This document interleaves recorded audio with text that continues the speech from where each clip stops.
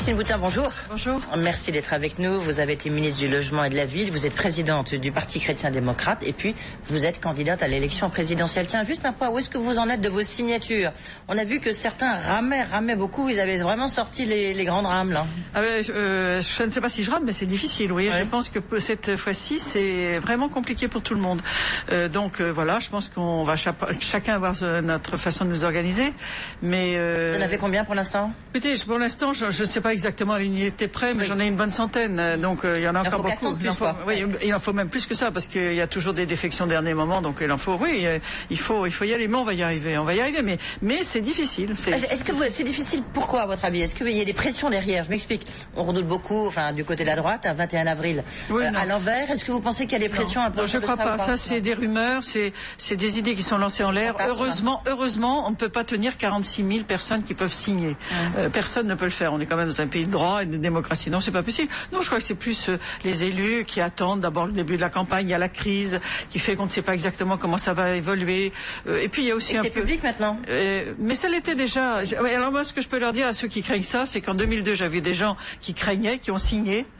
Et leur nom a été publié et ils ont été réélus 2 fois sans aucune difficulté. Donc c'est pas parce qu'on est publié qu'on n'est pas réélu. Donc mais c'est vrai que c'est une crainte. Le financement de la campagne, ça se passe comment? Vous avez c'est aussi les dons. C'est des dons pour moi. Il faut chercher. C'est pas, quand on est en période de crise, c'est pas simple.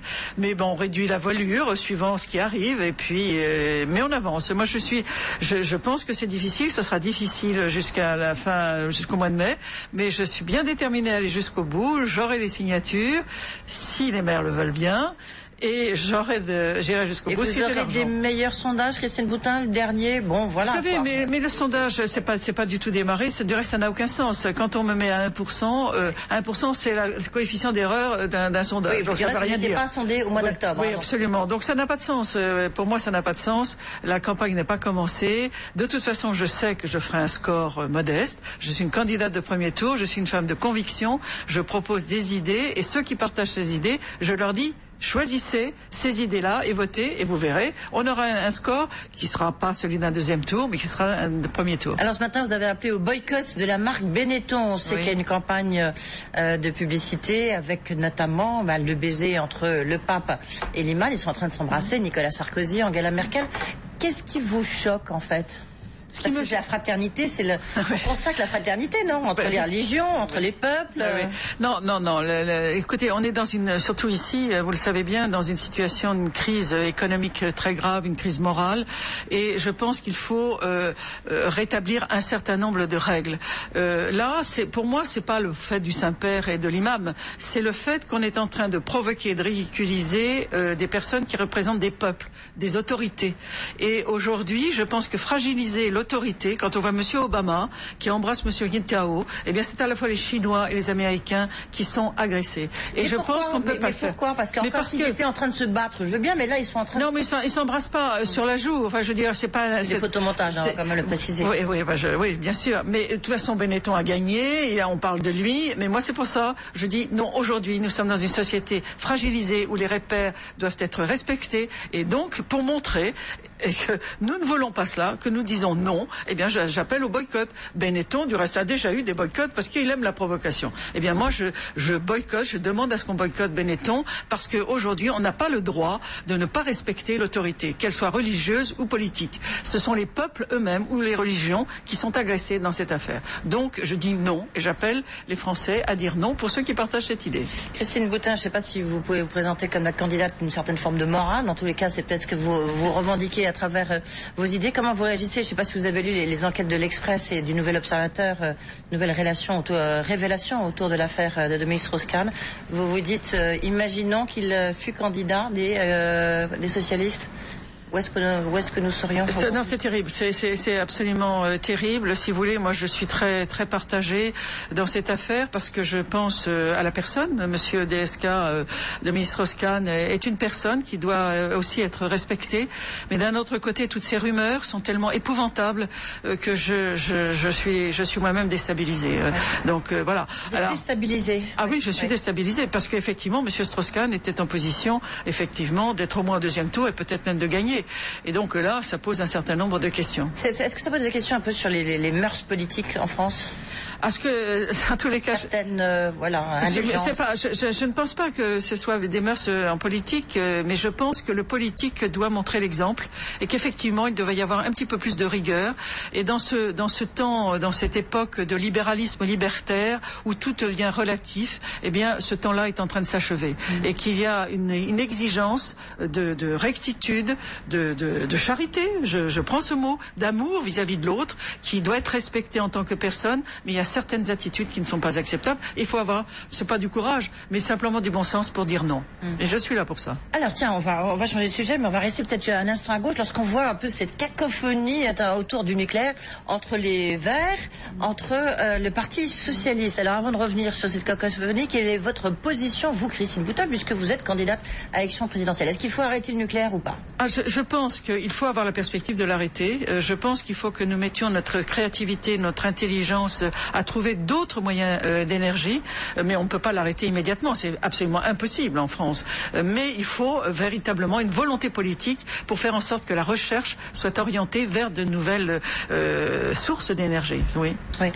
Alors bon, les Verts, Hollande, vous dites, ça y est, comme le disait ce matin la Juppé sur BFM TV, François Hollande a mangé son pain blanc. Non, moi je ne suis pas au Parti socialiste ni chez les écologistes. Mais vous êtes une politique. Oui, je suis une politique, mais je vais vous répondre très clairement. Ce que je trouve dramatique, c'est qu'un accord qui a été signé de façon claire sur un papier, ensuite on met du blanc et on coche un paragraphe. Ça veut donc dire que la parole donnée n'a plus de valeur. Donc je suis très inquiète pour le Parti socialiste, parce que si le Parti socialiste est capable de signer un papier et ensuite de mettre du blanc en disant ce que j'ai signé ne vaut rien, quel est le sens de son engagement? Quel est le sens de sa parole? Ça va au-delà même du problème énergétique. Enfin, là, je trouve que le PS a fait une erreur majeure. On ne peut pas continuer la politique en signant un papier et en reniant sa parole et son engagement écrit dans la demi-heure qui suit. C'est pas possible. Je ne sais pas comment ils vont s'en sortir, mais je trouve que leur parole est très abîmée par cette affaire, bien au-delà de la querelle interne PS écolo. Il y a toujours des problèmes dans les familles politiques. Et donc vous soutenez Cécile Duflot qui est montée au créneau en disant mais attention, c'est quoi ce truc-là? Je n'ai pas à soutenir Madame Duflot. Je constate simplement qu'il y a une erreur morale profonde de la part du PS en gommant et en cachant leur engagement dans la demi-heure qui a suivi leur signature. C'est pas possible. Le reniement de la signature enlève la crédibilité à un parti politique, c'est évident. Christine Boutin, on a vu Nicolas Sarkozy monter au créneau ce matin en disant il n'y aura pas de plan social chez PSA, Peugeot, Citroën. Vous savez, il y en avait 5000 qui ont été annoncés, des reclassements de tous. L'emploi, ça va être l'autre sujet au cœur de la campagne. Il va y avoir beaucoup de sujets qui vont être dans la campagne. Je pense que l'éducation va l'être aussi, la répartition de la richesse, et j'aurai des propositions fortes sur ce sujet. En ce qui concerne le problème de PSA, naturellement que c'est excessivement grave, et je comprends l'inquiétude des employés de cette maison. Je ne suis pas certaine que le président pourra tenir l'engagement qu'il vient de prendre du fait qu'il n'y aura pas de plan social. Ça me semble excessivement difficile. Il dit que tous seront reclassés. Oui, on verra comment, et c'est pas si simple. Moi, le département des Yvelines est un département où l'industrie automobile est très développée, et ça va naturellement impacter aussi notre département. Moi, je suis très inquiète. Je crois qu'il faut arrêter de cacher la vérité aux Français. Je pense que nous sommes dans une situation excessivement grave sur le plan économique et que beaucoup de choses, tout va tomber.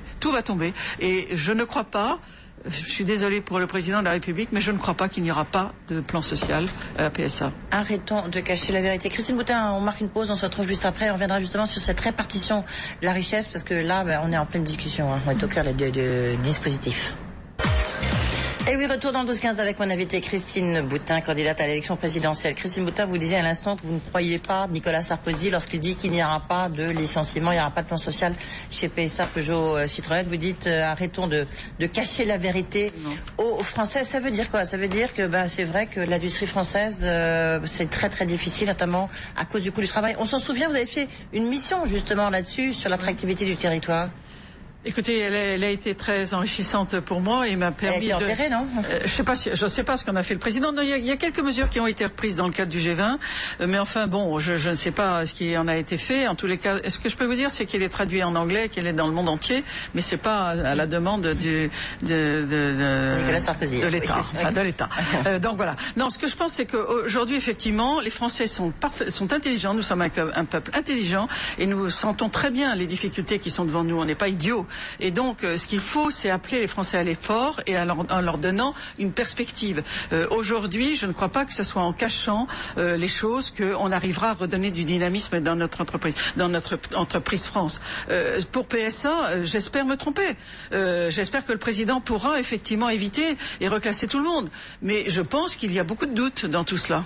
Vous avez dit à l'instant que vous allez faire annoncer des mesures justement sur la répartition de la richesse, sans peut-être toutes les dévoiler, mais quand même, ça sera des mesures de fiscalité, ça sera de... C'est un ensemble. Ouais. Si vous voulez, j'avais déjà eu l'occasion de l'exposer chez vous. Je propose l'instauration d'un revenu de base qui a été calculé avec mes experts avec un budget constant et qui entraîne derrière tout cela, d'abord une simplification de tous ces millefeuilles où on ne comprend plus rien et une réforme de la fiscalité complète qui devient lisible, où on fait payer dès le premier euro jusqu'à 20 000, c'est 20%, puis on rajoute 15% après 20 000 euros, et c'est la taxation du travail et du capital. Est-ce que la TVA emploi qui pourrait éventuellement faire abaisser le coût du travail en France, TVA emploi, je reprends l'expression là encore d'Alain Juppé ce matin. Oui. C'est parce que c'est la TVA sociale qui a fait perdre 30 candidats à UMP à la dernière élection. Manque de pédagogie, c'est ce qu'on m'a rétorqué lorsque j'ai posé la question à Benoît à Paris hier. Oui. C'est peut-être un manque de pédagogie. Bon, pourquoi pas TVA sociale, mais moi ce que je propose est beaucoup plus important et beaucoup plus réformateur que la mise en place de la TVA sociale. La TVA sociale, je crois qu'elle s'impose quasiment à nous. Mais c'est encore une petite mesure par rapport aux enjeux qui sont devant nous. Aujourd'hui, le monde économique est en train de s'effondrer. Nous sommes dans une troisième guerre mondiale économique, de nature économique et morale, et il faut avoir le courage de faire des propositions innovantes. Et moi, je pense que la TVA sociale est une possibilité, mais elle n'est pas à la mesure des enjeux de ce monde qui est en train de s'écrouler. À propos de s'écrouler, l'immobilier, il n'est pas en train de s'écrouler, mais en tous les cas, c'est une décrue de l'immobilier, avec des mesures qui ont été prises dans le cadre du budget 2012 et du plan de rigueur annoncé par François Fillon. Est-ce que ce sont des bonnes mesures? Taxation des résidences secondaires, arrêt du PTZ, sauf pour les logements neufs, et puis dispositif scellé, ça y est, c'est scellé. Vous savez, moi j'ai été très désolée des décisions qui ont été prises sur le logement, parce que le logement n'a jamais eu la cote dans le monde politique. On n'a jamais vu qu'un ministre du logement, on considérait comme un grand ministre ou comme un grand ministère. On donne ça, c'est technique, personne n'y comprend rien, alors qu'en réalité, c'est une demande majeure des Français qui ont bien sûr besoin d'être logés. C'est pas le poste du budget. Bien sûr, mais surtout dans les régions tendues comme la région parisienne. Donc les mesures qui ont été prises ont des conséquences quand même sur l'emploi, auront des conséquences sur l'emploi, mais au-delà de l'emploi, vous savez, la construction d'un logement, ça demande au moins 3 ans. Donc il faut faire des propositions fortes. Moi je pense que la suppression du cellier, qui coûtait effectivement cher à notre pays, va avoir des conséquences. Je pense qu'il faut être audacieux, et vous verrez que dans mon projet... Donc vous étiez pour le maintien du dispositif cellier? Quand j'étais ministre, j'ai trouvé que c'était très cher à l'État et que j'aurais préféré mettre un peu plus d'argent du côté des logements sociaux. Mais voilà, ça n'a pas été suivi. Maintenant, on le retire. Bon, j'en prends acte. Mais il y a d'autres mesures qui, vous savez, les Français, surtout dans un monde qui s'effrite où l'argent n'a plus de valeur, on ne sait plus ce que c'est. La pierre est quelque chose qui rassure. Or, les Français ont besoin d'être rassurés. Il faut aider le logement et la construction. Benoît Apparu, donc il vous a succédé, oui. Donc au ministère du Logement, à ce même micro hier disait qu'il fallait, il y a une convention UMP consacrée au logement, donc une vraie politique du logement. Je lui ai dit, mais attendez, on a l'impression que ça fait 5 ans qu'il y a une vraie politique du logement avec cet impératif, elle est toujours pas là.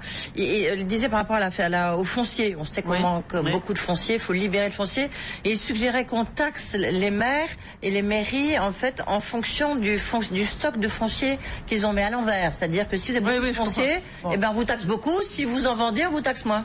Écoutez, j'ai beaucoup d'amitié et de respect pour Benoît Apparu, qui a eu l'élégance de poursuivre l'action que j'avais menée par la loi que j'ai fait voter. Donc il aurait pu tout démolir. Non, il l'a pas fait, il a continué. Je trouve que ce qu'il propose est encore très compliqué. Vous savez, il faut maintenant simplifier au maximum, simplifier. Moi, je dis qu'il y a du foncier dans la loi que j'ai fait voter. J'ai autorisé, pour les maires qui le souhaitent, de pouvoir augmenter d'1 ou 2 étages les constructions existantes. Vous voyez la superficie que ça fait. On n'a pas besoin et je constate que ça commence à se faire dans certaines communes. Eh bien, voilà, là, il y a du foncier qui est tout de suite trouvé. On peut faire de l'intergénérationnel. On peut trouver facilement des mètres carrés, des milliers de mètres carrés, sans encore complexifier les choses. On se souvient de la polémique qui avait concerné votre directeur de cabinet à propos de son appartement. Est-ce qu'il faut que Jean-Pierre Chevènement quitte son logement qui n'est pas qui n'est pas Écoutez, je qu'il le quitte. Je note en tous les cas que la polémique dont a été l'objet mon directeur de cabinet Jean-Paul Bonifer, qui conserve mon amitié, était beaucoup plus importante que celle qu'on fait vis-à-vis de Monsieur Chevènement. Et moi, j'aimerais bien effectivement que tout le monde soit traité de la même façon.